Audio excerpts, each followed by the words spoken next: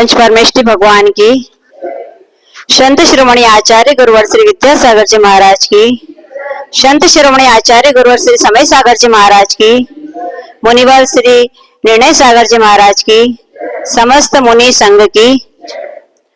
आपके सवाल कार्यक्रम में आप सभी का स्वागत है। मैं पहले सवाल के लिए आवाज दे रही हूँ।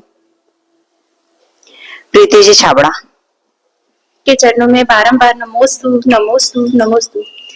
हे गुरुवर, पहले परम पूज्य मुनिश्री के श्री चरणों में मेरा कोटि कोटि बार नमन। हे मुनिवर, मेरा प्रश्न यह है कि पूजन आदि के लिए हमेशा उदाहरण दिया जाता है मेंढक का, साथ में उसमें बताया जाता है कि कमल की पंखुड़ी वो मुंह में लेकर चला था। इससे चित्र भी हर जगह पुस्तकों में और उधर देखने को मिलते हैं। तो क्या फूल ले जाना उचित है कि यह आगम में और भी किताबों में मिलेगा या नहीं? देखिए सुभाष जी, जो कर सकते हैं वो किया जाता है। यदि आप सोचो मेंढक मुंह में दबा की फूल की पाकड़ी ले गया था, सुनो हो गया, तो यदि ऐसा है तो हम भी कल से मुंह में तरफ ले जाएं, ऐसे कर दे, गलत। आपकी भूमिका ऐसी नहीं। आप मनुष्य गति के जीव हो, दो हाथ दिए, उत्तम उत्तम धातु के बर्तन आपके घर में, बगल में दुकान है, तो आप अच्छे बर्तनों में, थाली में उत्तम उत्तम द्रव्य को सजा कर ले जाएं। सुनो, आपका प्रश्न जो भी है, आप कहो फूल वाली बात, हम तो किसी को निषेध भी नहीं करते, विधान भी नहीं करते, मगर इतना ध्यान रखना, द्रव्य क्षेत्र काल भाव को अगर व्यवस्थाएं होती है। हाट पीपला की समाज की कमेटी की व्यवस्था क्या है और कन्नड़ की व्यवस्था क्या है, आपको स्वयं समझना चाहिए। और दूसरा यह है, किसी में जीव हिंसा कम होती है, इसका भी ध्यान रखना चाहिए, क्योंकि आपको शब्द की भूमिका अलग अलग होती है, एक सी नहीं होती है।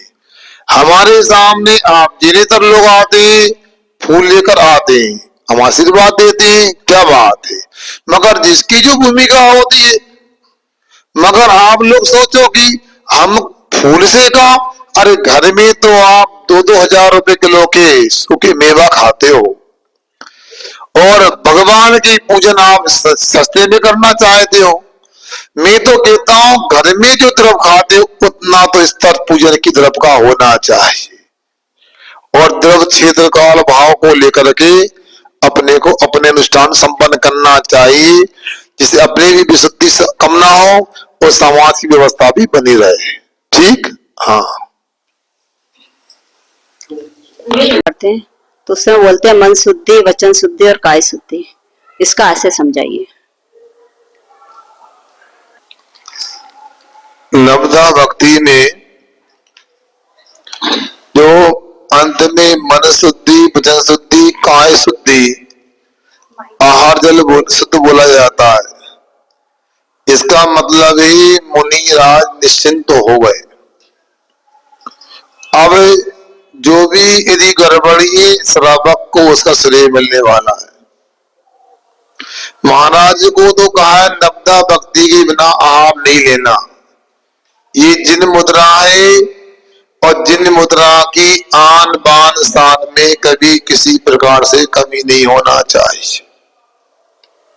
एक भी भक्ति कम हो गई, कंठगत प्राण भी क्यों ना हो, आहार नहीं ले सकते। जैसी विधि बताई वैसा करना है। अब श्रावक के ऊपर निर्भर करता है वो क्या करता है, और मोक्ष मार्ग में मति श्रुति ज्ञान भी नहीं लगाया जाता है। अब आपने कह दिया मन शुद्धि, तो हमको समझ में इनके मन में कोई कसाय नहीं, कोई छल नहीं, कोई मायाचारी नहीं, और इनका मन पवित्र है, मन शुद्धि हो गई।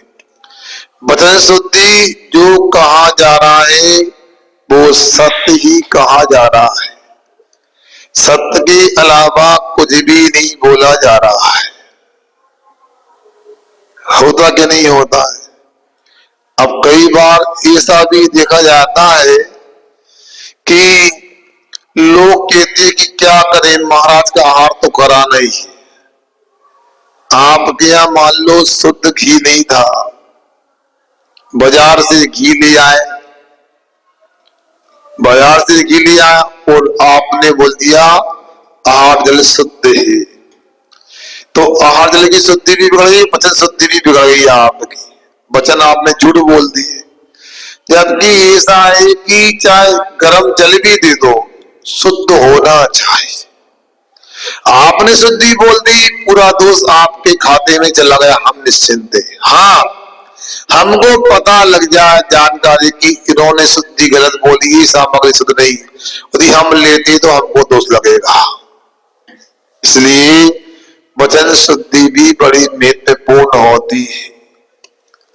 काय शुद्धि क्या होती है? काय शुद्धि का अर्थ है जो हमने वस्त्र पहने वह पूर्ण धुले हुए, कहीं किसी से स्पर्शित नहीं होना चाहिए। शरीर में कोई रोग नहीं है, किसी को फेफड़े की टीबी हो सकती है, कैंसर हो सकता है, एड्स हो सकता है, और भी कोई जानलेवा रोग हो सकते हैं, तेज मात्रा में सर्दी जुकाम हो सकता है, कोरोना के भी लक्षण हो सकते हैं।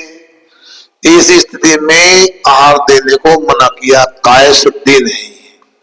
सफेद दाग हो सकते हैं और भी विसंगतियां जो आप समझते हो सकती है।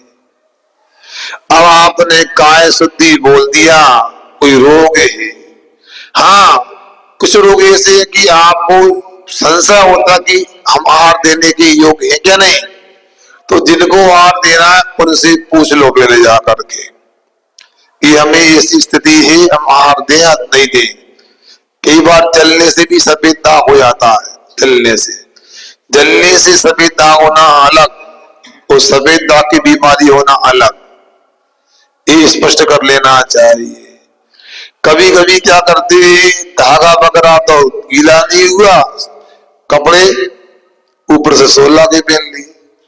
एक मैंने कर्तव्य बोध नाम की पुस्तक लिखी थी आहारचर्या आदि को लेके, तो एक बंबई का भैया बोलता, महाराज मैंने आपकी कर्तव्य बोध पुस्तक पढ़ी, तब से समझ में आया कि अंडर गारमेंट्स भी बदलना चाहिए, चड्डी बनियान भी बदलना चाहिए।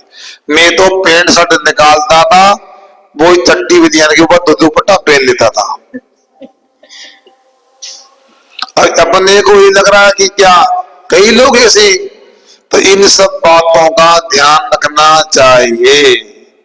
अब थैली में 16 के कपड़े रखते हैं, वो थैली कहां पड़ी थी पता है? कहो किसी ने कचरा भर के फेंका हो, बोल के आपके आंगन में आ गई और आपने कपड़े रख लिए। अरे इतना सामान रखते, एक डब्बा बना लो एल्युमिनियम का, स्टील का, उसमें रख लो, उसमें क्या दिक्कत है? बहुत बड़ी बात तो नहीं है ना। थैली लोग रहते हैं, डब्बा रख लो, एल्युमिनियम हल्का फुल्का होगा, प्लास्टिक का भी डब्बा हो सकता है। तो ये काय शुद्धि बोलते तो काय की शुद्धि होना चाहिए, मन शुद्धि, वचन शुद्धि, काय शुद्धि, ये ध्यान रखो आप लोग। अध्यात्म की दृष्टि से देखें ये शुद्धियां क्या है, तो राग देश से रिक्त मन का नाम मन शुद्धि है। आचार्यों ने मन शुद्धि के लिए अध्यात्म के ग्रंथ लिखे हैं, जिसे पूज्यपाद स्वामी के इष्टोपदेश समाधि तंत्र और कुंद गोस्वामी के समय सार आदि ग्रंथ। वचन शुद्धि को व्याकरण ग्रंथ होते हैं। अब आपने चौके बोल दिया सब ले आओ, हमने अंतराय कर दिया। क्यों कर दिया अंतराय? सब ले आओ, सब आने मुर्दा, सब आने पूरा, सब में तो अंतर है। तो ये वचन शुद्धि ऐसी भी होना चाहिए। और क्या बोले, कभी कभी अति परिचय में ज्यादा भी बोल जाते हैं, ये भी रहता है। काय काय शुद्धि का